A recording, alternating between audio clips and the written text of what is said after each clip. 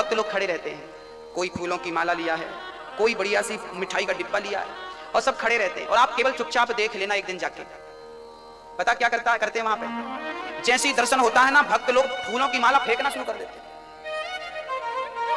एक सज्जन ने मिठाई का डिब्बा फेंक दिया, अच्छा था उसके हाथ में नारियल का गोला नहीं था, नहीं तो सीधा निशाना बिहारी जी के मुंह पे ही जाता। फिर क्या होता, आपने जो नारियल फेंका, मिठाई का डिब्बा, मेरे सामने एक सज्जन ने मिठाई का डिब्बा फेंक दिया भाई, आधा किलो का, वो डिब्बा जाके बिहारी जी को लगता तो क्या हालत होती। आप लोग कहते हैं ना कि भगवान जी अंदर क्यों बैठे हैं, भगवान ना आप लोगों से डरते हैं, बाहर बैठ जाएंगे तो हाथ मुंह सब तोड़ डालोगे, इसलिए वो डर के कारण अंदर बैठे हुए। ऐसा फेंकते हैं डिब्बा, ये मिठाई क्या है, ये कब जागोगे, कब अपने धर्म को पहचानोगे। भक्ति इस पागलपन का, ऐसी पागलपन का नाम भक्ति नहीं है। पागल बनो, पर पागल के पास केवल प्रेम होना चाहिए, फॉर्मेलिटी नहीं होनी चाहिए। मैंने जो कहा, ये माला लो तुलसी की, और भाव बनाओ कि हे कन्हैया हम आपको माला पहना रहे हैं। पहन गई माला, हे प्रभु भाव बनाओ, मैं लड्डू खिला रहा हूं, खिला दिया, लग गया वो, आपके हाथ में लड्डू है, माला है, भाव बनाओ, खड़े बिहारी जी के सामने किनारे खड़े हो जाओ, दर्शन होता रहे, और भाव बनाते रहो, हे प्रभु मैं आपको लड्डू खिला रहा हूं, भाव से वही लड्डू निकालो और भाव बनाओ के खिला रहा हूं। भगवान खुद आपके पास आएंगे ना, और भाव से खाएंगे। माला है आपके पास तो माला खरीदो, और भाव से कन्हैया मैं आपको माला पहना, स्वीकार करो। वो पहन गई माला, ये नहीं कि फेंकोगे तभी पहनी जाएगी।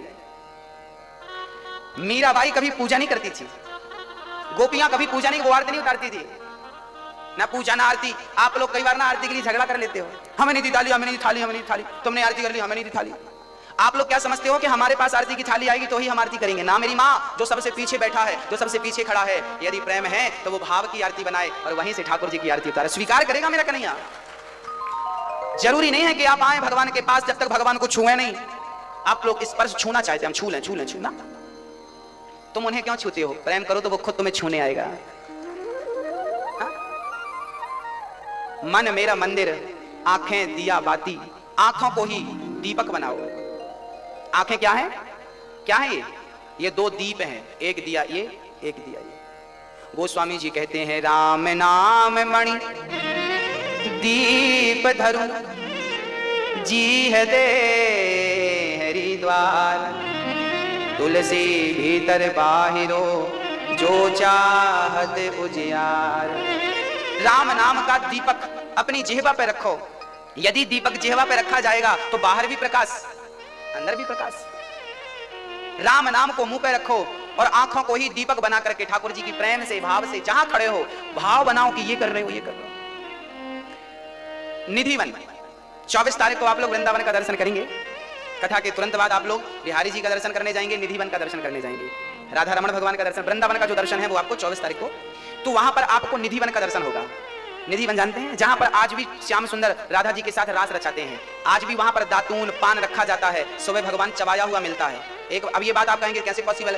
न्यूज वालों ने ताला लगा दिया था अपना खुद का निधिवन के मंदिर में। छोटा सा मंदिर है राधा जी का, वहां पर बिस्तर लगाया जाता है, तो ऐसा लगता है सवेरे कि वहां पर कोई सोया था, पान आधा चबाया हुआ होता है। राधा जी की मांग वांग के लिए सिंदूर रखा जाता है, तो वो मांग भरी के लिए वहां पर सिंदूर में ना दिखता है कि इससे सिंदूर निकाला गया।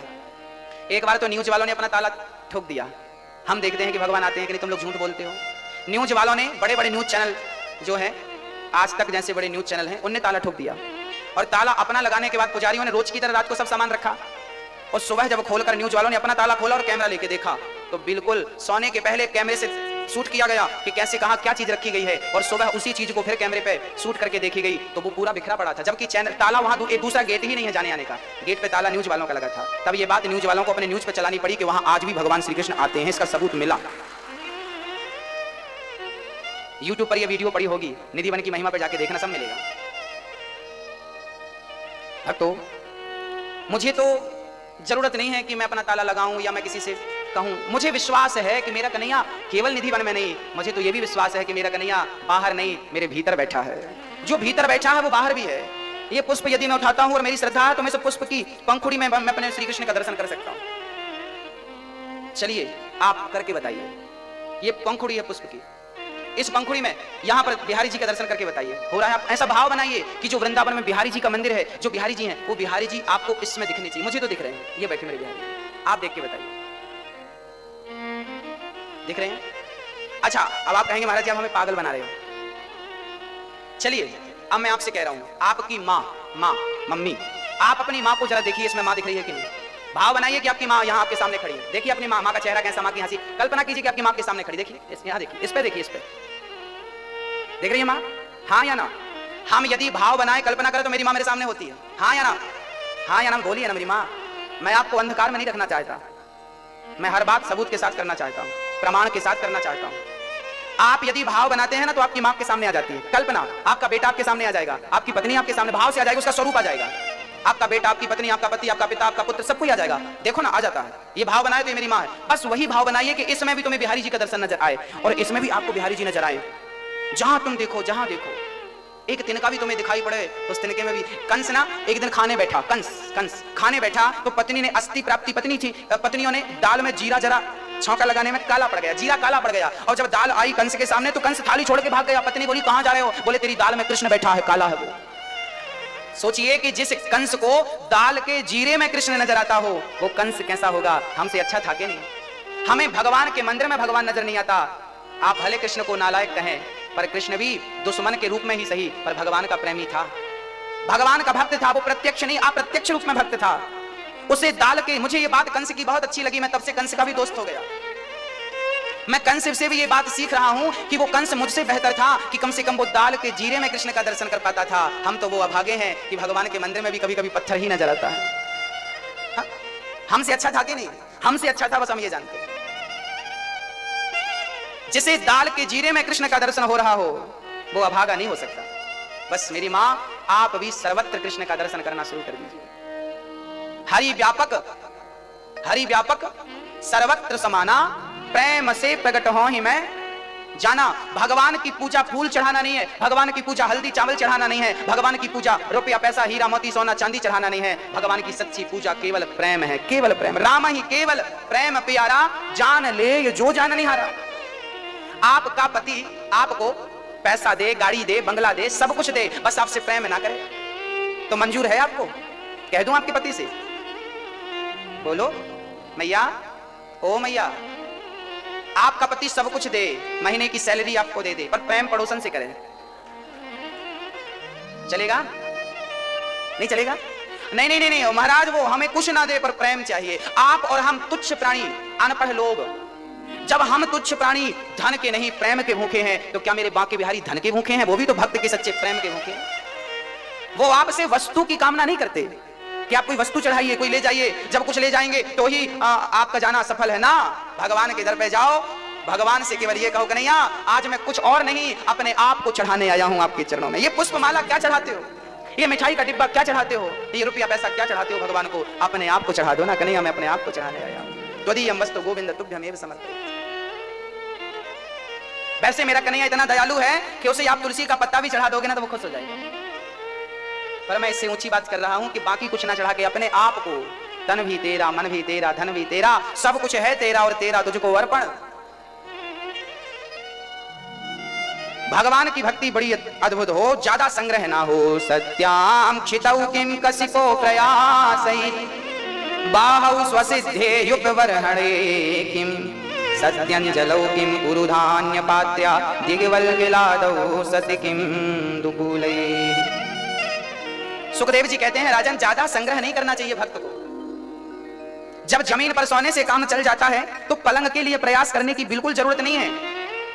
जब हाथ की तकिया से काम चल जाता है तो तकिया के लिए झंझट करने की जरूरत नहीं है। जमीन पर लेट जाते हैं, सिराने हाथ रखते हैं, हम तो अपना तकिया बिस्तर हमेशा साथ रखते हैं। जमीन ही हमारा बिस्तर है, हाथ ही हमारी तकिया है, और हमें ना थाली वाली की जरूरत नहीं पड़ती। हमारे ये हाथ ही हमारे पात्र हैं। भैया 2 रोटी इसमें डाल दो, थोड़ा सब्जी भी डालना, थोड़ा दाल भी डाल दो, अचार भी डालो और भात भी डाल दो, चावल राइस डालो और बढ़िया डाल के ठाकुर जी का प्रसाद जाओ ठाकुर जी और बढ़िया खाओ। स्वामी श्री करपात्री जी का नाम सुना होगा आपने, सुना कि नहीं? जिन्होंने कर को ही पात्र बनाया था, कर को ही पात्र बनाया इसलिए नाम पड़ा करपात्री। जिन्होंने गऊ के लिए आजाद हिंदुस्तान में सबसे पहला आंदोलन किया था। इंदिरा गांधी करपात्री जी से कहीं कि हमें चुनाव जिता दो, हम आपकी शरण में हैं। करपात्री जी ने कहा था कि मैं तुम्हें चुनाव जिता दूंगा एक शर्त पर। उस समय करपात्री जी की बहुत भक्त थी, अनुयायी थी, करोड़ों की मात्रा में कह सकता हूं। इंदिरा गांधी को पता था कि बाबा जी बड़े पावरफुल हैं, ये कह देंगे तो मैं चुनाव जीत जाऊंगा। तो करपात्री जी ने शर्त रखी थी कि तुम प्रधानमंत्री बन जाओगी, मेरी जिम्मेदारी है, मैं बना दूंगा, परंतु शर्त है कि तुम्हें गौ हत्या बंद करनी पड़ेगी। गौ हत्या यदि तुम बंद कर सको तो मैं तुम्हें प्रधानमंत्री स्वीकार कर लिया। इंदिरा गांधी ने कहा कि हाँ, हम स्वीकार करते, हम गौ हत्या बंद कर देंगे। चुनाव जीतने के 1 महीने के भीतर हम गौ हत्या बंद कर देंगे। स्वामी करपात्री जी ने समर्थन दे दिया, चुनाव जीत गई इंदिरा गांधी, विजय हो गई। 1 महीना, 2 महीना, 4 महीना, 6 महीना, साल गुजर गए। स्वामी श्री करपात्री जी ने कहा ये तो भूल गई। तब स्वामी श्री करपात्री जी ने संतों को लेकर 10,000 संतों को और 5,000 गायों को लेकर, गाय आगे आगे पीछे संत लेकर दिल्ली की तरफ चल पड़े स्वामी श्री करपात्री जी संसद भवन का घेराव करने के लिए। गायों से घेराव करवाएंगे और संतों से। जब इंदिरा गांधी को पता चला कि संत आ रहे हैं गाय को लेकर के, क्योंकि हमने वादा किया था पूरा नहीं किया, तो गायों पर और संतों पर गोली चलवा दी इंदिरा गांधी। गोली चलवा दी। इतिहास के पन्नों को कभी उलट पलट कर देखिए, ये सारी चीजें दर्ज हैं। उसमें से हजारों संत मारे गए थे, इतनी गाय मारी गई, पूरी सड़क रास्ता लहू से भरा हुआ था, गाय और संत के रक्त से। 1947 15 अगस्त 1947 को हमारे देश को आजादी मिली। आजाद हिंदुस्तान में सबसे पहले स्वामी करपात्री जी को जेल में डाला गया था। क्यों डाला गया? क्योंकि उन्होंने गाय की हत्या के लिए सरकार से अपील की थी, प्रार्थना की थी, बंद करो, आपने वचन दिया था पूरा करो। इंदिरा गांधी ने गोली चलवा दी और बाबा जी को उठा के जेल में डाल दिया। आजाद हिंदुस्तान में सबसे पहले जेल जाने वाले व्यक्ति का नाम था स्वामी श्री करपात्री जी महाराज। करपात्री जी का नारा क्या है? करपात्री जी ने नारा दिया था धर्म की। ये नारा किसका है? स्वामी श्री करपात्री जी का। तुम मुझे खून दो, मैं तुम्हें आजादी दूंगा, ये नारा किसका है? हाँ? जय जवान जय किसान नारा किसका है?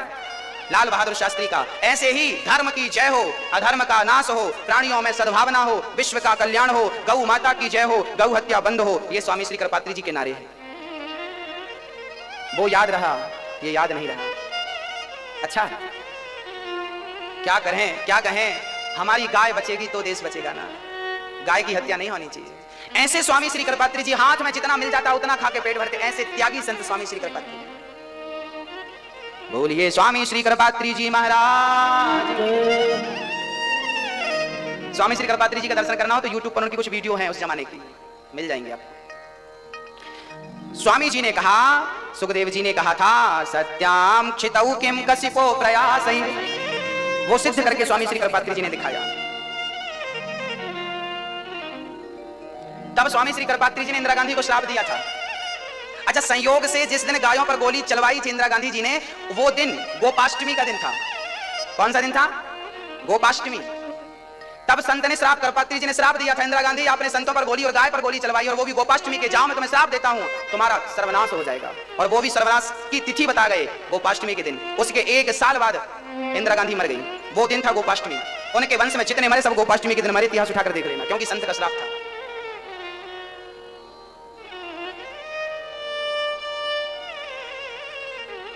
चीराणि किं पथि न सन्ति दिशन्ति भिक्षां नैवांग्रिपा परव्रतः सरितो प्रशुष्यन्। सुखदेव जी कहते हैं कि पहनने को जब रास्ते में वस्त्र मिल जाते हैं तो उनके लिए संग्रह करने की क्या जरूरत है। सुखदेव जी कहते हैं जिसे जो चाहिए वो उस देवी देवता की उपासना करे। जिसे ब्रह्मतेज की इच्छा है वो बृहस्पति की उपासना करे, पर जिसे कुछ नहीं चाहिए और सब कुछ चाहिए, अकामः सर्व कामो वा मोक्ष कामो दारथि, जिसे सब कुछ चाहिए और कुछ नहीं चाहिए, ऐसे लोग गोविंद की उपासना करें। जो चाहते हो सब कुछ मिल करके रहेगा। तरवः किम न जीवन्ति वस्त्रः किम न स्वसन्त्युता न खादन्ति न मे हन्ति किम ग्राम पशवो परे। उम्र तो वृक्षों की भी होती है, जीने को तो वो भी जी लेते हैं, पर मनुष्य का जीना सबसे उत्तम है। सुखदेव जी कहते हैं, राजनम मैं भगवान की स्तुति करता हूं, नमः परस्मै पुरुषाय भूयसे। भगवान की स्तुति करके सुखदेव जी कहते हैं, भगवान नारायण की नाभि से ब्रह्मा जी हुए, ब्रह्मा जी से चारों वेदों का विस्तार हुआ और पश्चात प्रकट हुए। उनके बाद उनके पुत्र के रूप में 4 बच्चे हुए, सनक सनंदन सनातन सनत कुमार। चतुश्लोकी भागवत का उपदेश किया और भगवान के स्वभाव का वर्णन किया। भगवान का स्वभाव कितना सुंदर है, कितना सुंदर स्वभाव है भगवान का। क्यों? भगवान शांति दूत बनकर के गए। 5 पांडवों को 12 वर्ष का वनवास हुआ था, 1 वर्ष का अज्ञातवास हुआ था। 12 वर्ष का वनवास, 1 वर्ष का अज्ञातवास पूरा करके आए और भगवान श्री कृष्ण से अब रहा नहीं गया। भगवान शांति दूत बनकर चले गए। दुर्योधन, पांडवों को रहने को कम से कम 5 गांव दे दो। दुर्योधन बिगड़ गया। 5 गांव क्या, सुई की नाव बराबर जगह मैं देने को तैयार नहीं दे सकता। अब तो हुआ क्या कि भगवान को दुर्योधन मनाने लगा कि मेरी माँ ने 56 भोग बनाए हैं, चलकर ग्रहण कर लो। भगवान बोले तेरे घर नहीं खाएंगे, हम विदुर जी के घर खाएंगे। दुर्योधन की मेवा त्यागी, साग विदुर घर खाई, सबसे ऊंची प्रेम सगाई। क्यों घबराऊं मैं त्याग कर विदुर जी के घर गए, विदुरानी के छिलकों का भोग लगाया। क्या दिया भगवान को विदुरानी ने? छिलके दिए, छिलके खिलाए। भगवान ने छिलकों का प्रेम पूर्वक भोग लगाया। भगवान वस्तु का भूखा नहीं है, भक्त छिलका भी खिलाए। विदुरानी भगवान को इंतजार कर रही है और जब भगवान आए तो हाथ पकड़कर भगवान को बिठाया। बिठाने को चौकी थी, उल्टी चौकी रखी और भगवान को प्रेम से बिठाया और भाव से, श्रद्धा से, बड़े प्रेम से फल तोड़ कर ले आई। केला लेकर बैठ गई, छीलती जा रही है, फल को फेंकती जा रही है, छिलके को गोविंद को देती जा रही है। भगवान छिलकों का भोग लगा रहे हैं। एक बार भी विदुरानी ने देखा नहीं कि मैं क्या खिला रही हूं, वो भाव में डूब गई। जब तक मेरा पता था तब तक उसका पता नहीं था, अब उसका पता चला तो मेरा पता नहीं है। यही है ईश्वर को पाने का एक सूत्र। जब तक आपको आपका पता रहेगा तब तक आपको उसका पता नहीं चलेगा। समझ रही हो मेरी मां मैं क्या कह रहा हूं? जब मुझे मेरा, मैं कौन हूं अभी मुझे पता है, मैं अनिरुद्ध हूं, मैं आपके बीच में बैठा हूं, कथा सुना रहा हूं, अभी मुझे सब पता है। जब मुझे कुछ पता नहीं रहेगा मैं कौन हूं, कोई पूछे कि तुम कौन हो, क्या पता मैं कौन हूं। जब अपने अंदर भी, जब मैं कहता हूं ना चीटी में कृष्ण को, इसमें कृष्ण को, इसमें कृष्ण को, उसके बाद अपने आप में कृष्ण को देखो। मैं ये बात 4 वेद 6 पुराणों का सार बोल रहा हूं। सब में कृष्ण को देखने के बाद अपने में कृष्ण को देख लोगे तो अहम ब्रह्मास्मि का सूत्र सिद्ध हो जाएगा। अहम ब्रह्मास्मि बोलो। अहम ब्रह्मास्मि का अर्थ है मैं ब्रह्म हूं। मैं कौन हूं? जब तुम्हें कण कण में ईश्वर नजर आएगा उसके बाद अपने आप को कृष्ण, अपने आप में कृष्ण को देख लेना। और जब अपने भीतर, अपने अंदर कृष्ण को तुम देख लोगे तो अहम ब्रह्मास्मि का सूत्र सिद्ध हो जाएगा। वो स्थिति ऐसी होगी कि फिर आपको आपका पता नहीं रहेगा और जिस दिन आपको आपका पता नहीं चला उस दिन कृष्ण का पता चल जाएगा। जब मैं था तब वो नहीं, अब वो है मैं ना, और प्रेम गली अति साकरी जामे दो ना समाये। ये वही स्थितियां हैं प्रेम की एकीकरण, जिनको बोलते एक हो जाना। मिश्री घुलकर एक हो गई, पानी बन गई, एक हो जाओ उस ब्रह्म में, उस ईश्वर में, उस ईश्वर से मिल जाओ। हमारे गुरुजी कहते हैं कि जैसे आप हमसे मिल रहे हैं हम आपसे मिल रहे हैं, भक्ति करोगे तो हम और आप ऐसे ही भगवान से मिल लेंगे। ऐसे ही दुर्योधन की मेवा त्याग कर भगवान ने छिलकों का भोग लगाया। जब भगवान लीला समाप्त करके चले गए तो विदुर जी को ईश्वर ने जाते वक्त याद किया। विदुर जी महाराज को जब कहा गया कि आपको भगवान ने याद किया है, विदुर जी महाराज रोने लगे। मैं क्या बताऊं, कृष्ण से मिलने की प्रबल उत्कंठा थी। कैसे मिलूंगा, हाँ कैसे मिलूंगा। तब उद्धव जी ने कहा वही ज्ञान जो जाते समय कृष्ण ने दिया है, वही ज्ञान मैत्री जी के पास। मैत्री जी के पास गए और विदुर जी ने प्रश्न किया, सुखाय कर्माणि करोति लोको न तै सुखम वान्य दुपारवं वा विन्देत भूयस्तत एव दुःखं यदत्र युक्तं भगवान् वदेन्न। विदुर जी ने प्रश्न किया मैत्रेय मुनि से, हे प्रभु हमें बताइए कि सारी दुनिया सुख के लिए कर्म करती है पर उसे दुख क्यों मिलता। तब कहा गया कि सुख के बदले दुख इसलिए क्योंकि संसार में सुख है ही नहीं, जो होगा वही मिलेगा ना।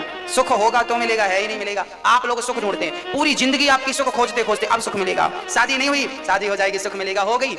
अब बच्चा हो जाएगा तो सुख मिलेगा, हो गया। अब बच्चा पढ़ लिख जाएगा तो सुख मिलेगा, पढ़ लिख गया। अब बच्चे की दुल्हन आ जाएगी तो सुख मिलेगा, आ गई। अब बच्चे का बच्चा हो जाएगा तो सुख मिलेगा, आ गया। नाती पढ़ लिख जा, फिर वही रिपीट। पूरी जिंदगी सुख की कामनाएं करते करते, सुख को चाहते चाहते निकल गई पर सुख मिला नहीं।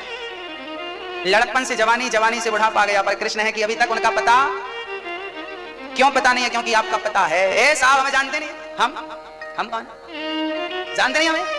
जब तक तुम अपने आप को जानते रहोगे, जनाते रहोगे, तब तक मैं तुम्हें लिख कर देता हूं, तुम कृष्ण को कभी जान नहीं पाओगे।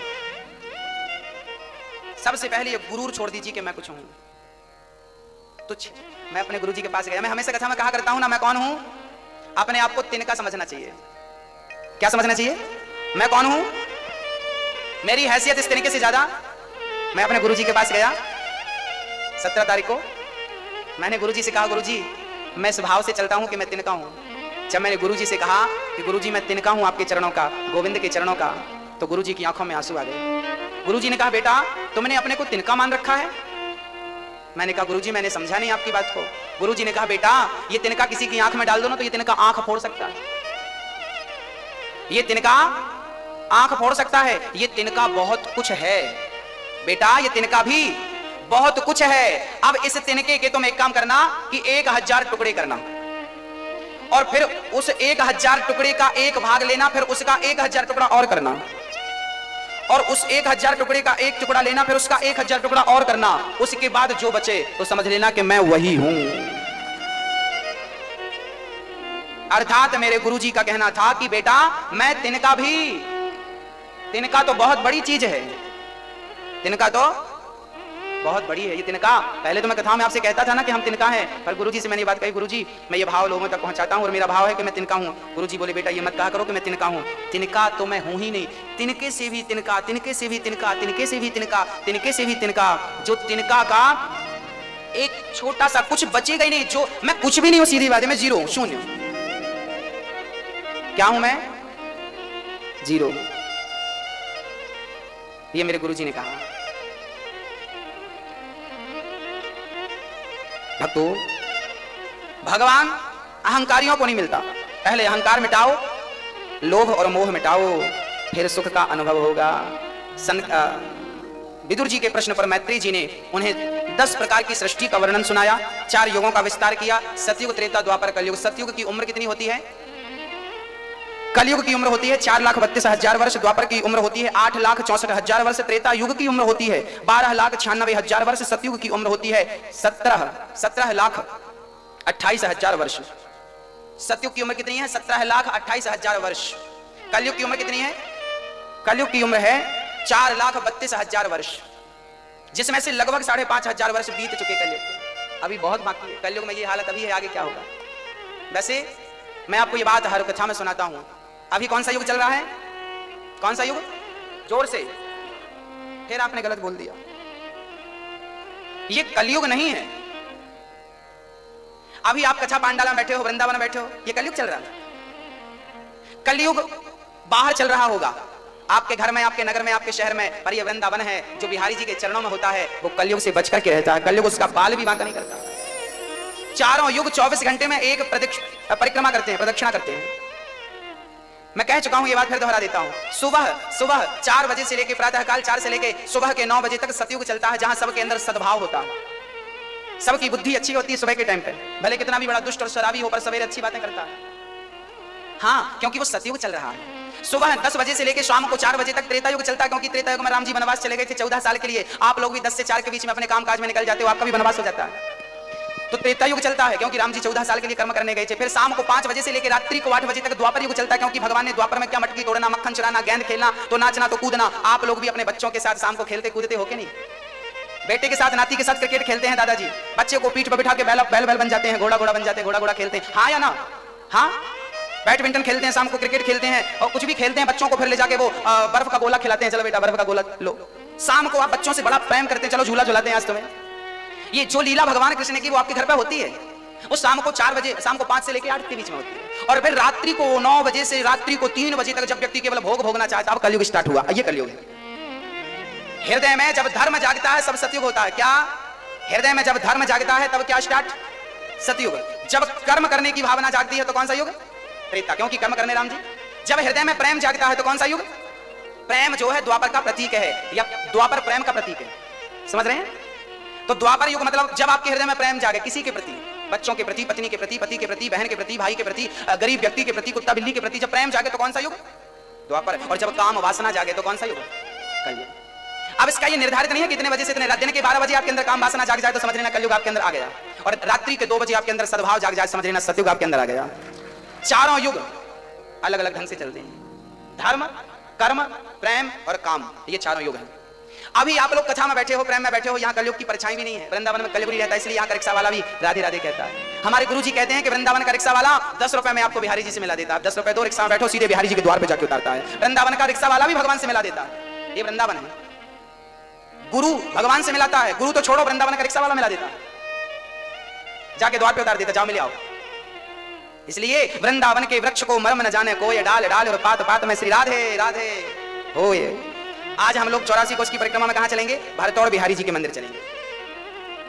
हाँ जी, भरतौड़ बिहारी जी मैंने कहा था जहां पर भगवान जी ने यज्ञ पत्नियों के गोद में बैठ के भात खाया था, खीर खाई थी। इसके बाद हम लोग अक्रूर घाट चलेंगे, जहां पर अक्रूर जी ने स्नान किया था, अक्रूर घाट। फिर कुसुम सरोवर चलेंगे, जहां पर भगवान ने राधा जी के लिए उस सरोवर से पुष्प तोड़कर, एक बार क्या हुआ, भगवान का मन हुआ। देखो प्रेम जहां होता है वहां बहुत भाव होते हैं। एक बार कुसुम सरोवर, आज हम लोग कुसुम सरोवर चलेंगे। वहां पर क्या हुआ था, वहां पर ना राधा जी के संग भगवान बैठे थे, रास रचा रहे थे और प्रेम था, तो वहां पर उस सरोवर में बहुत बढ़िया पुष्प था। तो राधा जी को लगा कि भाव आया कि पुष्प मिल जाए, तब भगवान खुद उस सरोवर में जाकर पुष्प तोड़कर लाए और अपने हाथों से राधा जी की चोटी पर चोटी गूंथ करके, जैसे माँ बेटी की चोटी गूंथती है ना, ऐसे चोटी गूंथ करके और भगवान ने पुष्पों को लगाया था राधा रानी की चोटी में। वो कुसुम सरोवर है, वो दर्शन आज होगा। आज राधा कुंड, एक बार क्या हुआ था, एक राक्षस आया था बछड़े के रूप में, बछड़े के रूप में बनकर आया था।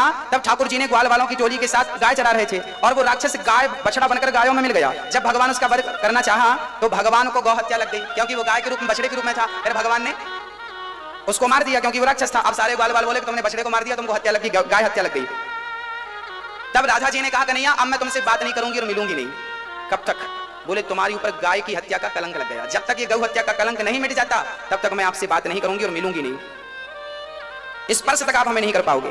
तब कृष्ण ने राधा से पूछा कि देवी अब तुम ही बताओ कि मैं क्या करूं कि मुझे इस पाप से मुक्ति मिले।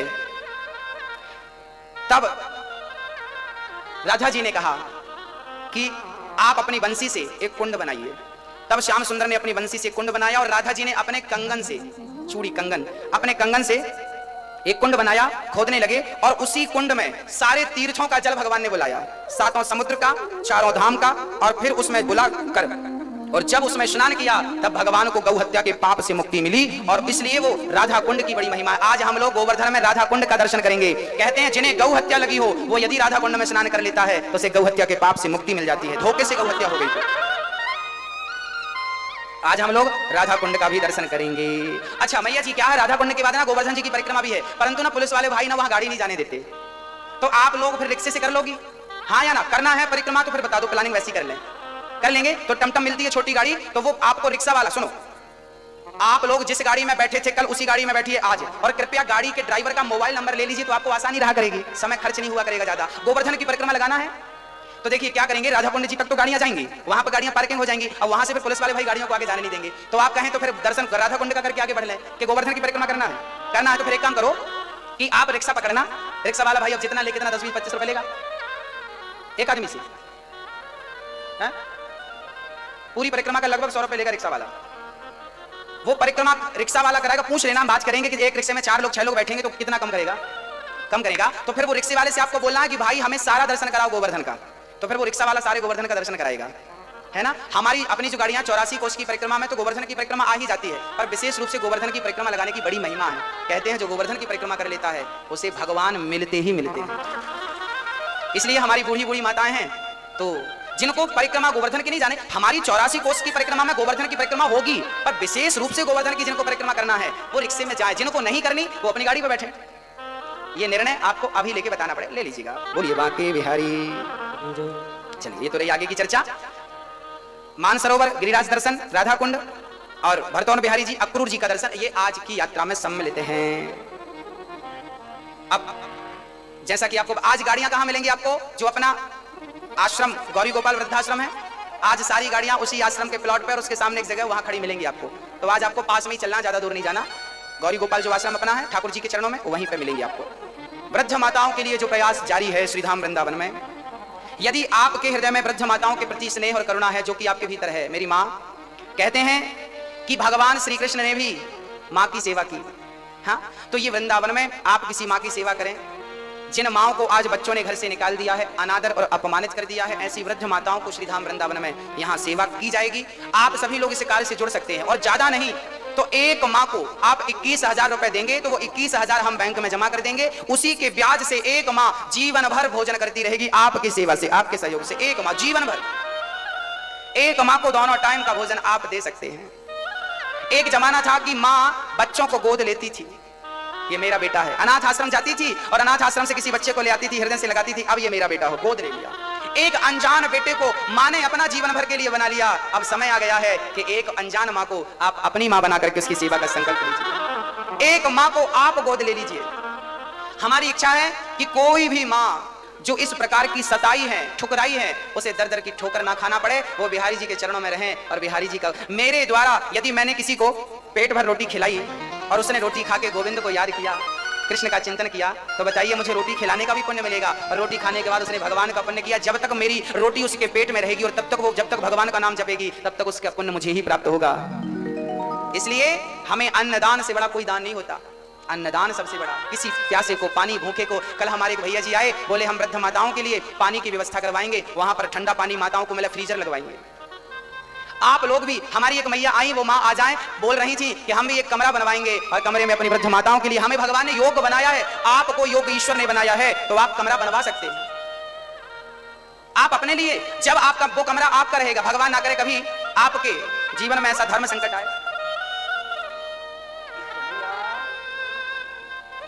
भगवान ना करे कि कभी आपके जीवन में कोई कष्ट आए, कभी भगवान ना करे आए तो दास को याद करना, मैं आपकी सेवा करूंगा। आपको ईश्वर ने सामर्थ्यवान बनाया है, तो इस आश्रम में एक कमरा आप अपने लिए बनवा लीजिए। जब मन करे आप आइए, वो कमरा आपका रहेगा, एक चाबी आपके पास रहेगी। जब मन करे आप आओ, और जब आप नहीं रहेंगे तो उनमें मेरी बूढ़ी वृद्ध माएं रहा करेंगी। तो आप एक रूम अपने लिए बनाए तो वृंदावन में आपका एक ठिकाना हो जाएगा और वो आश्रम आपका ही है। जीवन भर आइए, सेवा करिए, माँ के चरण दबाइए, माँ को भोजन कराइए, माँ की सेवा करिए। यदि ईश्वर ने सामर्थ्यता दी है इन वृद्ध माताओं की सेवा करने के लिए, तो आप कर सकते हैं। और सेवा करने से सारे लोग बड़े ही होते हैं, कोई छोटा नहीं बनता। हमारी बहुत सारी माताओं ने इस प्रकल्प से जुड़कर सहयोग किया है। रुक्मणी देवी, बजरंग लाल जी, FR आप श्री आए, आपने भी वृद्ध माताओं के लिए सहयोग किया है, सेवा दी है। जोरदार तालियां आप श्री के लिए। 21,000 का सहयोग दिया है इन्होंने। एक बूढ़ी माँ को दोनों टाइम का भोजन दिया, जोरदार तालियां। कृष्णा सदन बत्रा जी आप आए, स्वर्गीय अनिल कुमार पांडे और मुन्नी देवी जी आप आए, सुधीर चौधरी रामवीर से हैं, मथुरा से हैं, आप श्री आए, आपने भी सहयोग किया है। ईश्वर चंद्र गुप्ता, संतरा देवी आप भी आए, अजमेर से हैं, होशियारपुर से हैं, आप भी आए। श्रीमती सुशीला गुप्ता, शंकर लाल जी आप भी आए, आपने भी सहयोग वृद्ध माताओं के लिए किया है। 21,000 का जोरदार तालियां दान दाताओं के लिए। रतनबाई पाठक जी के लिए भी जोरदार तालियां, आपने भी सहयोग किया है। विद्या देवी रामनिवास गोयल जी के लिए भी, श्रीमती कमला अजय अग्रवाल जी के लिए, शशिकला जी बेगूसराय से हैं, आपके लिए भी। समरलाल गुड्डी देवी जी आपके लिए भी। रेखा अशोक खरगोन से हैं, आप भी सहयोग कर रहे हैं, जोरदार तालियां बजती रहे आपकी। सहदेव प्रसाद शेखपुरा आपके लिए भी। योगेश कुमार मथुरा जी आपके लिए भी जोरदार तालियां, आपने भी सहयोग किया है। जो नाम मैं यहां से बोल रहा हूं, ये नाम केवल आप नहीं, मेरे बिहारी जी भी सुन रहे हैं कि वृद्ध माओं के लिए सहयोग इन्होंने किया है। सुरेंद्र कुमार सुभाष रानी जी साधना से हैं, मिर्जापुर से हैं, मीरा से हैं, मिर्जापुर से हैं, आपके लिए तालियां। श्री गीता विजयवर्गीय जी के लिए, गिरीश कुमार सक्सेना जी के लिए, साधना सक्सेना जी के लिए, जानकी गर्ग रोहतक से हैं, आप श्री के लिए, और पुष्पा सक्सेना बदायूं से आप श्री के लिए, सत्यनारायण राजरानी अग्रवाल आप श्री के लिए, बाबूलाल गुप्ता जी आप श्री के लिए। इन सभी दानदाताओं की झोलियां भगवान भर के रखें, जोरदार तालियां सभी की। भगवान इनका मंगल करें। और जब इन्होंने दूसरों का सहारा बनकर आगे कदम बढ़ाया है, जब आप किसी का सहारा बनते हैं तो मेरा कन्हैया खुद आपका सहारा बनता है। और जो दूसरों का सहारा बनता है उसे कभी किसी के सहारे की जरूरत नहीं होती, कभी किसी के सहारे की। राधे राधे। एक बार प्रेम के साथ दोनों हाथ उठाएंगे। राधे राधे। बहुत बहुत स्वागत, वंदन, अभिनंदन आपसे सभी दानी भक्तों का जो यहाँ कथा प्रांगण में उपस्थित हैं। हम सब लोग भाव विभोर हो रहे हैं। ऐसे में एक लक्ष्य, एक उद्देश्य जिसे साथ कर हम सभी लोग पूज्य महाराज जी के सानिध्य में चल रहे हैं, वो कुछ और नहीं, हम और हमारी माताओं की सेवा और उनका आश्रय। एक वृद्धाश्रम, एक प्रेमाश्रम, जिसमें हमारी माएं जो दुखी हैं, पीड़ित हैं, जिनका कोई सहारा नहीं है, जिन्हें आज हमारे सहारे की आवश्यकता है, उनके सहारे के लिए एक ऐसे वृद्धाश्रम, एक ऐसे प्रेमाश्रम का निर्माण कार्य चल रहा है। आप सबका सहयोग उसमें हमें मिल रहा है। एक बार जोरदार तालियां आज के उन दानवीर महापुरुषों के लिए जिन्होंने अपने धन का सदुपयोग किया है, अपने समय का सदुपयोग किया है। आइए उनके नाम की उद्घोषणा सुनते हैं। समरपाल गुडी देवी आप श्री फरीदाबाद हरियाणा से हैं, आजीवन सदस्यता ग्रहण कर रहे हैं और 21,000 रुपए की धनराशि समर्पित कर रहे हैं। एक बार जोरदार तालियां इनके लिए। स्वर्गीय सिद्धेश्वर पासवान जी की स्मृति में कुमारी शशिकला द्वारा बेगूसराय बिहार से आजीवन सदस्यता हेतु 21,000 रुपए की धनराशि दी गई है। एक बार जोरदार तालियां। स्वर्गीय महावीर प्रसाद अग्रवाल, स्वर्गीय गोमती देवी अग्रवाल, उनकी स्मृति में श्रीमती कमल अजय अग्रवाल दिल्ली से हैं, आप श्री भी आजीवन सदस्यता ग्रहण कर रहे हैं एवं 21,000 रुपए की धनराशि समर्पित कर रहे हैं। एक बार जोरदार तालियां इनके लिए। धन्य है वो बच्चे जो अपने माता पिता की जीते जी सेवा करते हैं, और वो भी कितने अच्छे हैं, कितने संस्कारवान हैं, जो अपने माता पिता के निमित्त इस वृद्धाश्रम में, इस प्रेमाश्रम में अपने सेवा के हाथ बढ़ा रहे हैं। नमन है उन दानवीर महापुरुषों के लिए। एक बार जोरदार तालियां ऐसे संस्कारवान पुत्रों के लिए जो अपने माता पिता के ना होने पर भी उनकी स्मृति में, उनकी याद में, उनकी आत्मा की शांति के लिए वृद्धाश्रम में सेवा का हाथ बढ़ा रहे हैं। बहुत बहुत धन्यवाद। सुधीर ठाकुर 1,000 रुपए, गुरमीत कौर 2500 रुपए अमृतसर से, रानी गुप्ता आप श्री फिरोजाबाद से हैं, आजीवन सदस्यता ग्रहण कर रहे हैं और 21,000 रुपए की धनराशि समर्पित करें। एक बार जोरदार तालियां। आपकी तालियां आज कमजोर पड़ रही हैं, क्या हुआ, नाश्ता नहीं किया क्या? जोरदार तालियां बजाइए ना दानवीर महापुरुषों के लिए, ताकि उनको भी लगे हाँ हमारा हर्षवर्धन हो रहा है और भी दानवीर पुरुष आपके मध्य से निकल के आए। विद्या देवी राम निवास गोयल घाट के ऊपर बॉम्बे नवदुर्गा आशीष आप श्री 42,000 रुपए की धनराशि दे रहे हैं, एक बार जोरदार तालियां इनके लिए। 500 रुपए तुलसीबाई कोरी कूड़ागढ़, 21,000 रुपए रुक्मणी देवी बजरंगलाल एफआर फरसिया छत्तीसगढ़, इनके लिए भी जोरदार तालियां। एवं अजमेर सिंह संतोष कुमारी जिला होशियारपुर गांव में एरिया से हैं, आप दोनों ने भी 21,000 रुपए की धनराशि समर्पित की, इनके लिए जोरदार तालियां। सहदेव प्रसाद शेखपुरा बिहार जी के पुत्र हैं प्रमोद महाराणा परमानंद कुमार, आप श्री 1111 रुपए बच्चे दे रहे हैं उनके, और आप 21,000 रुपए की राशि व्रत माताओं के लिए समर्पित कर रहे हैं, एक बार जोरदार तालियां इनके लिए, जो खुद तो जुड़े रहे हैं अपने बच्चों को भी इस पावन पुनीत यज्ञ से संस्कार से जोड़ रहे हैं, बहुत बहुत धन्यवाद। 406 प्रदीप सेन संदीप सेन आसाम, 500 प्रदीप जी कंडा भंडारे में, 1100 अनसुईया व्यास उदयपुर राजस्थान, 1100 कृष्ण परमार उदयपुर राजस्थान, उषा दवे उदयपुर राजस्थान सेक्टर 4 1100 रुपए, योगेश कुमार मधुरानी हाथरस से, सुरेंद्र कुमार सुभाष रानी जी अपने लड़के पंकज जी के जन्म दिवस पर लुधियाना पंजाब से, श्रीमती कमला अग्रवाल अजय अग्रवाल एवं स्वर्गीय अनिल कुमार पांडे के निमित्त आप श्री चारों लोगों ने 21,000 रुपए की धनराशि समर्पित की, एक बार जोरदार तालियां इन दानवीर महापुरुषों के लिए। साथ ही राधा भाई पति रामचरण राय आप श्री कटनी मध्य प्रदेश से 5,001 रुपए, राधा कृष्ण की प्रेरणा से कांगड़ा हिमाचल प्रदेश से 11,500 रुपए की धनराशि समर्पित की है। साधना सिंह जी मिर्जापुर उत्तर प्रदेश से, मीरा सिंह जी मिर्जापुर उत्तर प्रदेश से 21,000 रुपए की धनराशि समर्पित की है, दोनों के लिए जोरदार तालियां। गीता विजयवर्गीय बीकानेर राजस्थान से आप ने वाटर कूलर के लिए माओ की सेवा के लिए उनको ठंडे पेयजल के लिए 31,000 रुपए की धनराशि समर्पित की, एक बार जोरदार तालियां। मैं चाहूंगा आप एक बार जोरदार करतल ध्वनि इनके लिए जिन्होंने 31,000 वाटर कूलर, 11,000 गौदान और 21,000 व्रत माताओं की सेवा के लिए दिए, बहुत बहुत धन्यवाद। आप श्री दानवीर महापुरुष का मैं चाहूंगा आप श्री मंच पर पधारें। ईश्वर चंद्र गुप्ता एवं संतरा देवी गुप्ता बोरीवाली मुंबई 21,000 रुपए की धनराशि आपने समर्पित की है, बहुत बहुत धन्यवाद, इनके लिए जोरदार तालियां। 501 मुन्ना गुप्ता एवं मुरली गुप्ता मुंबई, 501 व्यास मोहनी कुशवाहा एवं इसी श्रृंखला में श्री मुन्ना यादव इंदौर 511 रुपए, गिरीश कुमार सक्सेना साधना सक्सेना कृतिका सक्सेना रतलाम मध्य प्रदेश से आप दोनों ने भी 21,000 रुपए की राशि समर्पित की, एक बार जोरदार तालियां इन भक्तों के लिए जिन्होंने 21,000 रुपए की धनराशि समर्पित की है। अर्जुन सिंह हाड़ा उषा बाई हाड़ा 3100 रुपए, शांति बाई इंदौर 500 रुपए एवं गुप्तदान आश्रम हेतु हमें 1,00,000 रुपए के रूप में मिला, एक बार जोरदार तालियां इन दानी वीर भक्तों के लिए जिन्होंने अपने नाम की बजाय गुप्तदान आगे रखा और दान भी कर दिया, एक ऐसा पुण्य का एक ऐसा वृक्ष लगा दिया जो जीवन भर आपको आपके परिवार को व्रत माताओं की सेवा से जोड़े रखेगा और अपना नाम भी आगे नहीं आने दिया। मैं नमन करता हूं ऐसे वीर महापुरुषों का, बहुत बहुत धन्यवाद। गुप्तदान 5100 रुपए, जानकी गर्ग रोहतक हरियाणा से 21,000 रुपए, पुष्पा सक्सेना बधाई उत्तर प्रदेश से 21,000 रुपए, सत्यनारायण अग्रवाल एवं राज रानी अग्रवाल अहमदाबाद से 21,000 रुपए, जोरदार तालियां इन 21,000 वाले हमारे आजीवन सदस्यों के लिए। सुलोचना देवी दुर्गापुर से आप श्री 1100 रुपए की धनराशि समर्पित कर रहे हैं। साथ ही बबीता शर्मा आगरा कमरा निर्माण हेतु आप श्री 1 कमरे का संकल्प दे रहे हैं, एक बार जोरदार तालियों से इनके संकल्प का स्वागत करेंगे आप लोग। बाबूलाल गुप्ता पालम गांव दिल्ली से 11,000 रुपए गौदान हेतु दे रहे हैं, गौ माता की सेवा के लिए आपके लिए बहुत बहुत धन्यवाद।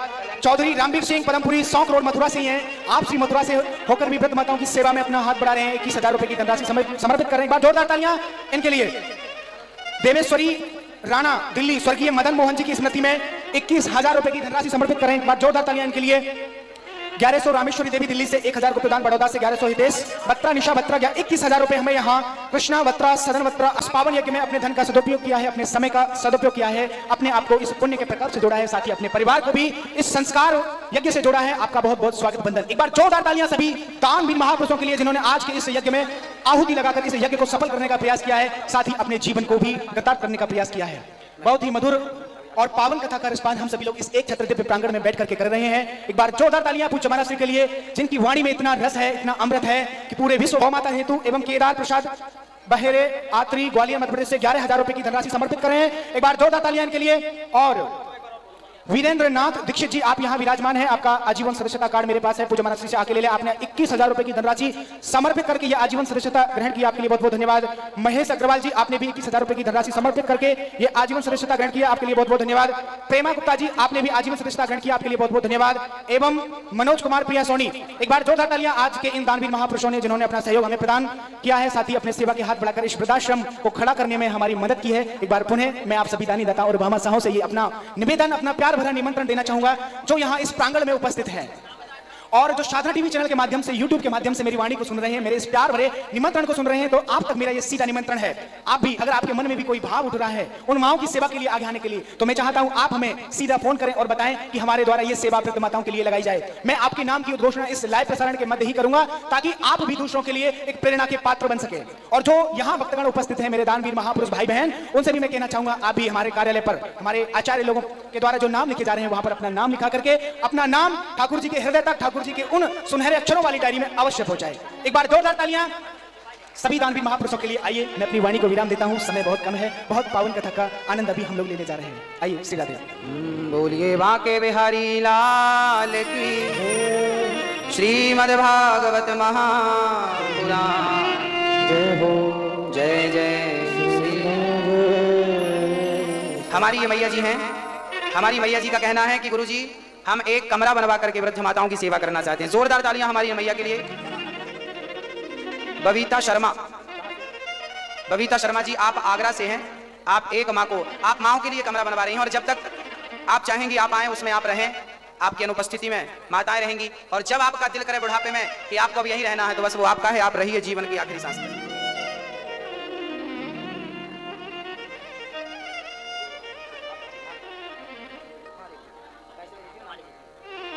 बोलिए भक्त वत्सल भगवान की।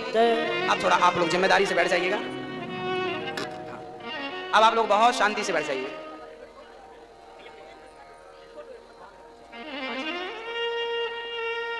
केदार प्रसाद जी हैं, आपके जोरदार तालियां। आप भी बूढ़ी माओ का सहारा बन रहे हैं। हाँ बहुत।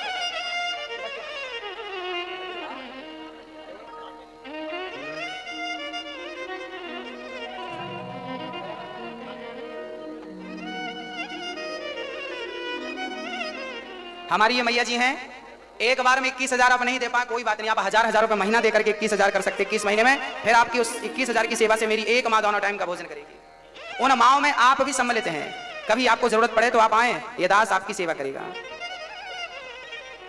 हाँ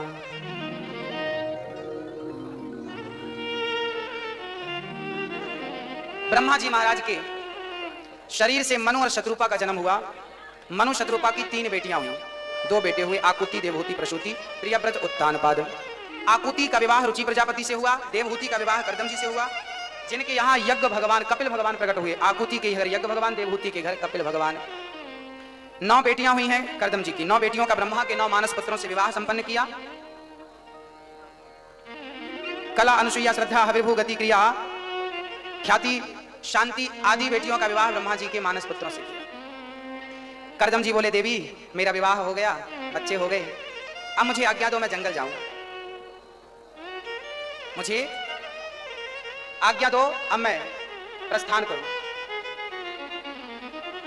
अब देवहूति ठीक है कहकर विदा करती हैं। बेटा पैदा हो गया तो कर्दम जी घर से निकल गए।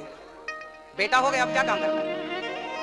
जंगल में जाकर तप किया। एक दिन मां देवहूति ने कपिल जी को बिठाया और कहा, निर्विणाम नितराम भूमन सदिंद्रिय दर्शनात् येन संभाव्य मानेन प्रपन्नांधम तमः प्रभो। निर्विणाम नितराम भूमन सदिंद्रिय दर्शनात्, हे प्रभु इन दुष्ट इंद्रियों की विषय लालसा से मैं बहुत ऊब गई हूं, इनकी इच्छाएं पूरी करते करते घोर अंधकार में पड़ी हूं, हे प्रभु मेरा मार्गदर्शन। मां देवहूति अपने पुत्र कपिल से कहा। भगवान कपिल ने अपनी मां को सांख्य शास्त्र का उपदेश किया। क्या कहा कपिल जी ने, मां इच्छाओं की पूर्ति करते करते कई जन्म लग जाएंगे, पर इच्छाएं हैं कि कभी पूरी। मैया, ओ मैया, हो गई पंचायत, अब सुन लो मेरी मां। मैया जी ध्यान देना मेरी मां, इन इंद्रियों की इच्छाएं पूरी करते करते जिंदगी पूरी हो जाएगी, पर इन इच्छाओं को आप पूरी नहीं कर सकते।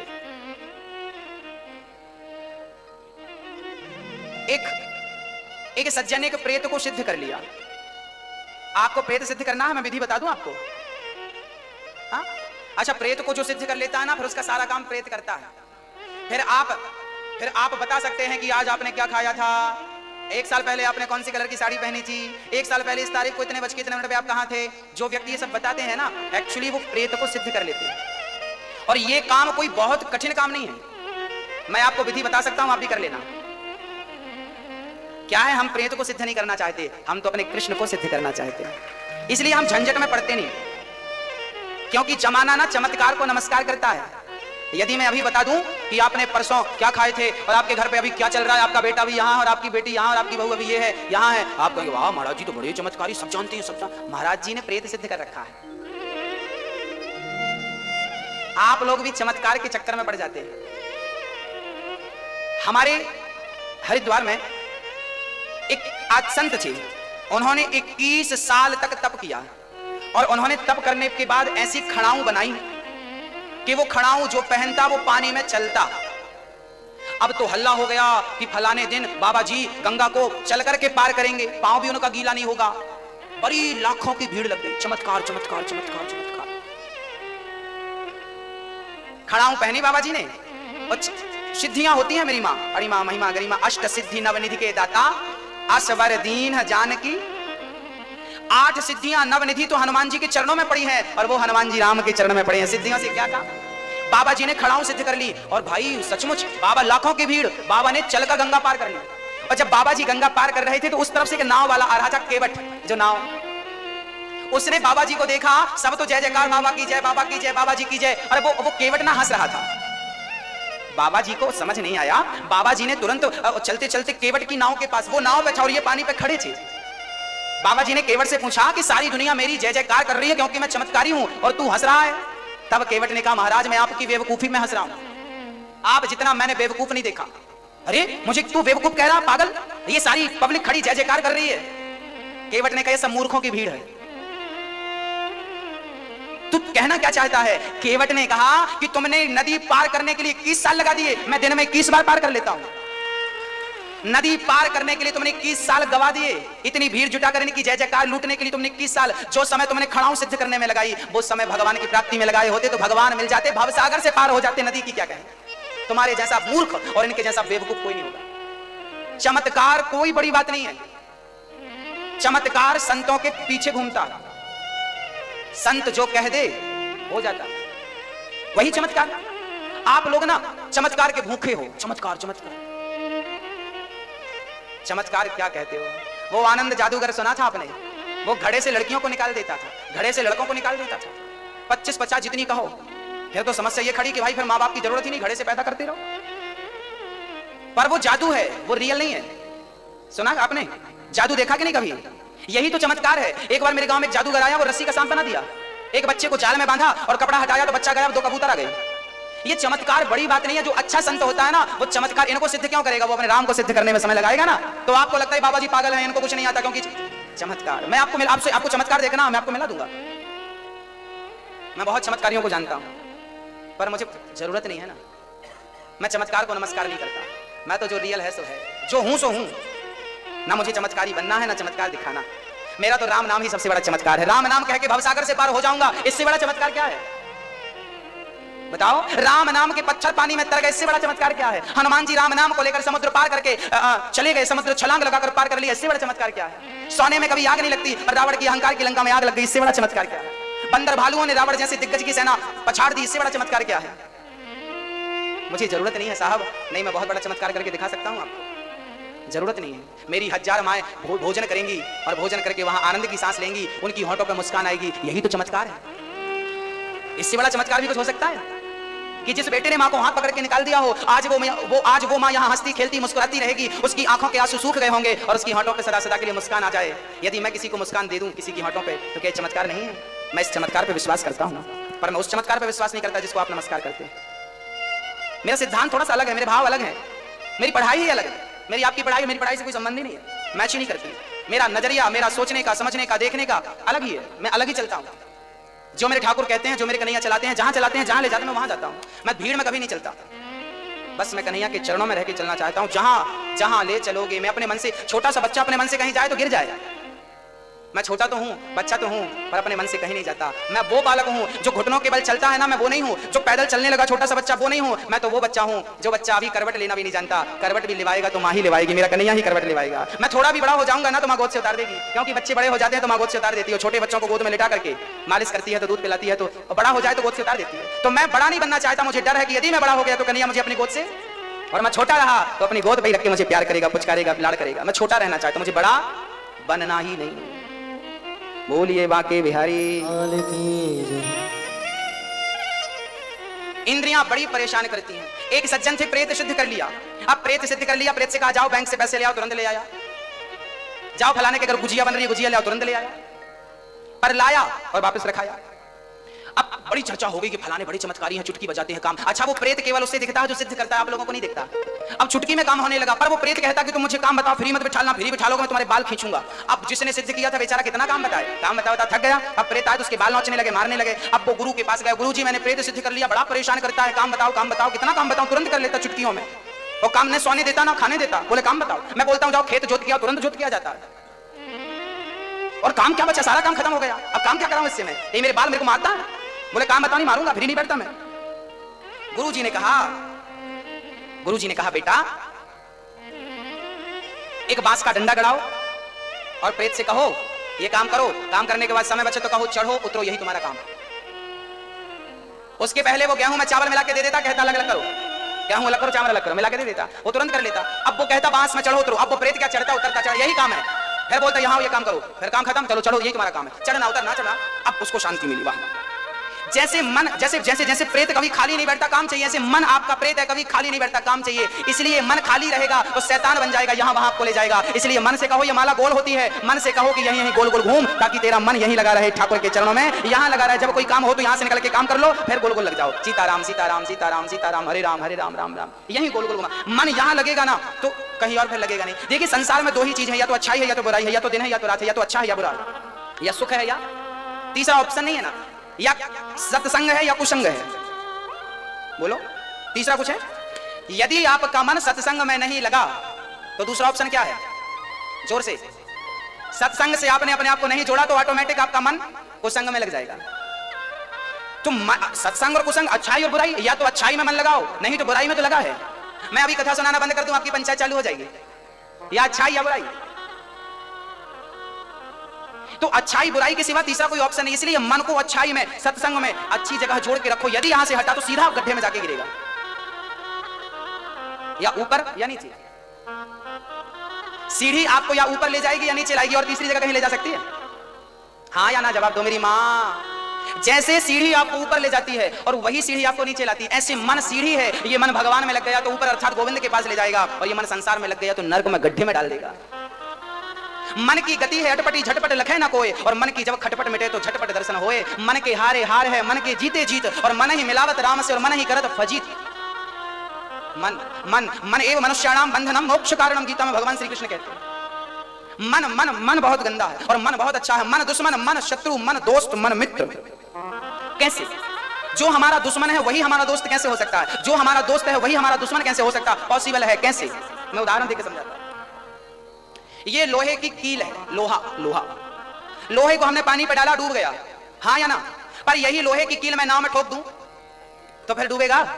लोहे की कुर्सी बनाओ, नाव के ऊपर रख दूं, डूबेगी?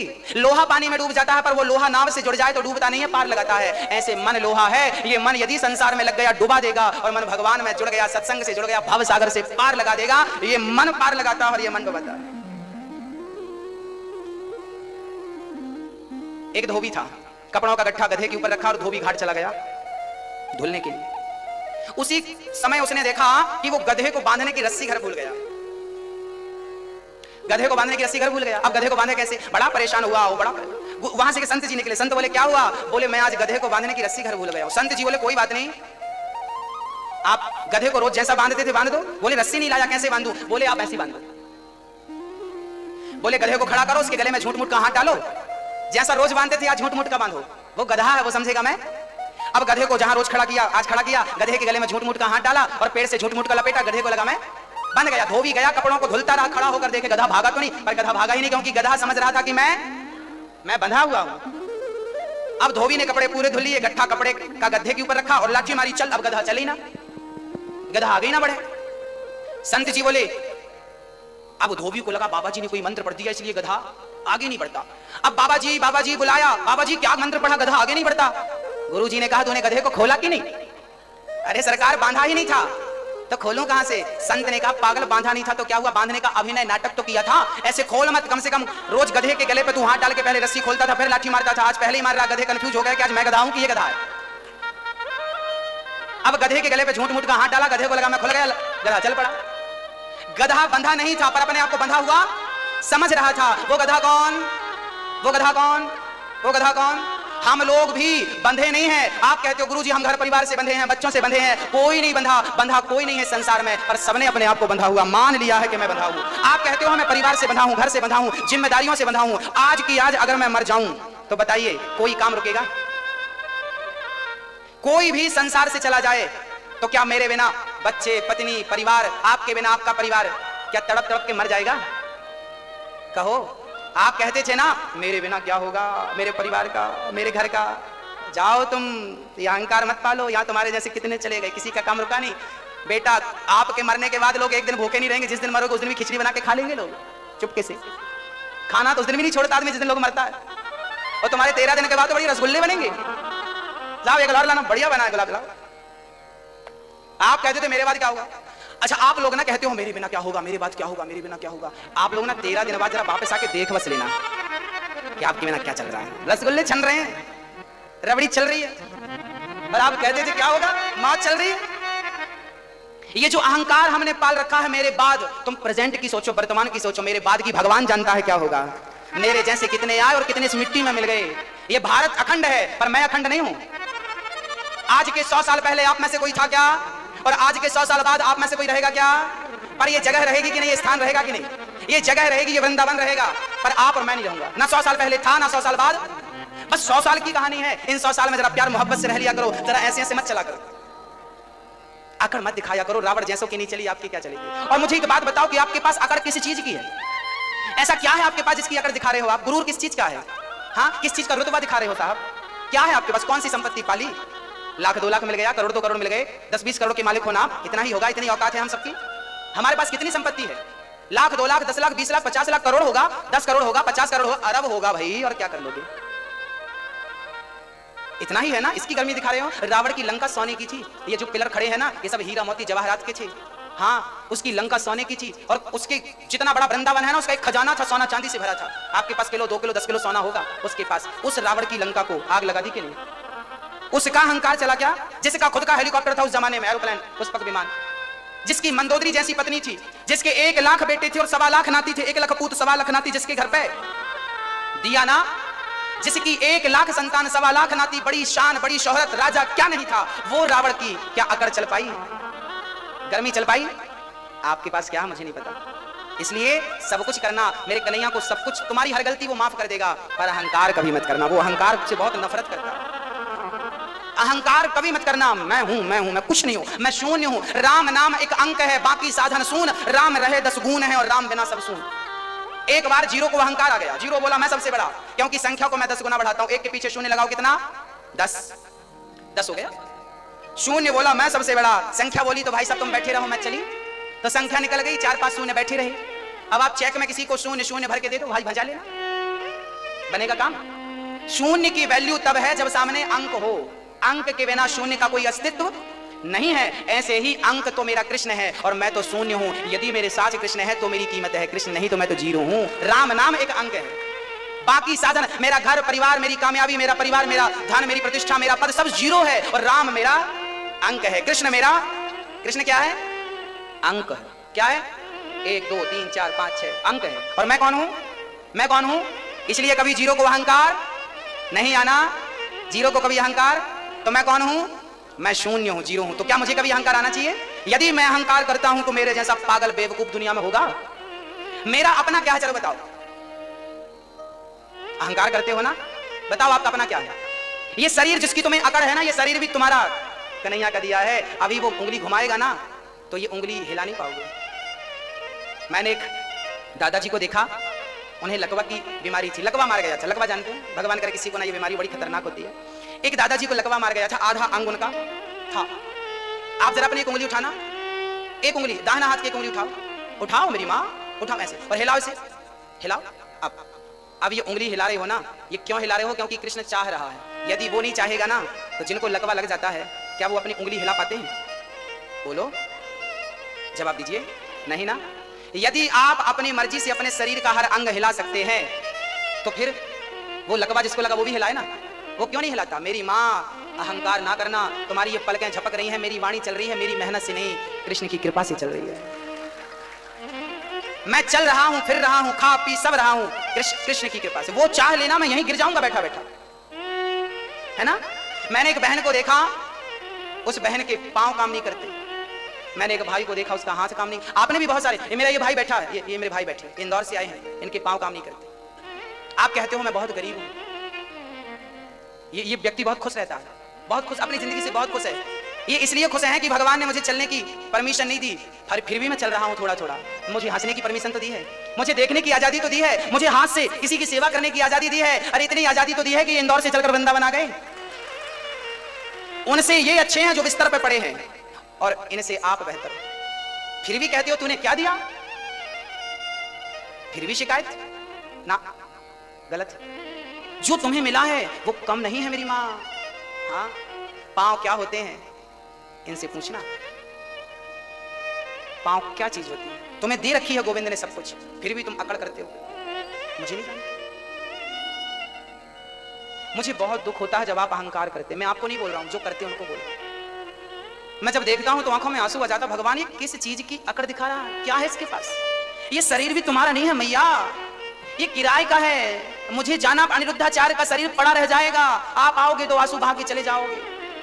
लोग कंधे पे उठाएंगे, राम नाम सत्य कहेंगे, चिता पे रखेंगे, लकड़ी रखेंगे, फूंक के आ जाएंगे। यही जिंदगी है।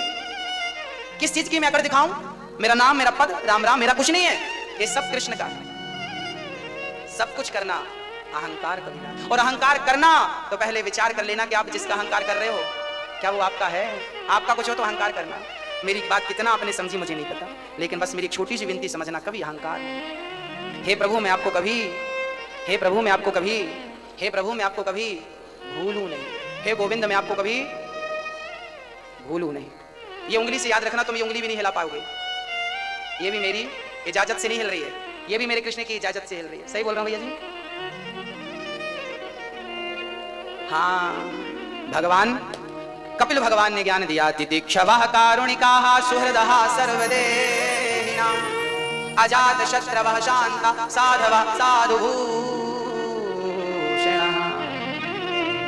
तितिक्षव हमारा आभूषण। मैया, ओ मेरी माँ, आपका आभूषण क्या है? क्या है? क्या है? मंगलसूत्र, चूड़ी, मेहंदी, पांव का माहौर, माथे की बिंदिया, मांग, बाले, हार, करधन, बाजूबंद, ये महाराज हमारा आभूषण है। ये आभूषण नहीं है। आभूषण क्या है? तितिक्षव, सहनशीलता ही आपका, सहनशीलता ही हमारा। यदि हमारा कोई अनादर कर दे, अपमानित कर दे, गाली दे दे, तो हमें बुरा नहीं मानना चाहिए। कोई बात नहीं भाई साहब। अच्छा आप लोग हमें गाली दो, नहीं आप क्यों दोगे, आप तो मेरी माँ हो। कोई भी, कोई मुझे गाली दे, कोई मुझे गाली दे, तो क्या मुझे बुरा मानना चाहिए? भाई आप हमें गाली दे रहे हैं, ये आपका संस्कार है, बदले में हम क्या देंगे, ये हमारा संस्कार होगा। सही है? अब आपने हमें गाली दी, तुमने गाली एक दी, हम दो देंगे। ये तो कोई संस्कार नहीं हुआ। आपने हमें पत्थर फेंक के मारा, हमने भी मार दिया। ये क्या बात हुई? मूर्खों की बात है। समझदार एक संत जी आ रहे थे, गंगा स्नान करके एक दुष्ट आदमी ने उनके मुंह पर थूक दिया। देखो संत कैसा होता है, संत का स्वभाव कैसा होता है। थूक दिया, संत जी वापस गए, गंगा नहा के आए, फिर थूक दिया, फिर गंगा नहाए, फिर थूक दिया। फिर चेलों ने कहा गुरुजी आप बताओ, मैं इसकी टांग तोड़ता हूं, पसली हड्डी सब तोड़ देता हूं। गुरुजी ने कहा बेटा कुछ मत करना, यदि तुमने इस पर वार किया तो इसमें और तुम में कोई अंतर नहीं रह जाएगा। तुमने सत्संग किया है, इसके जैसे बन जाओ तो सत्संग करने का फायदा क्या? पूरी तपस्या नष्ट हो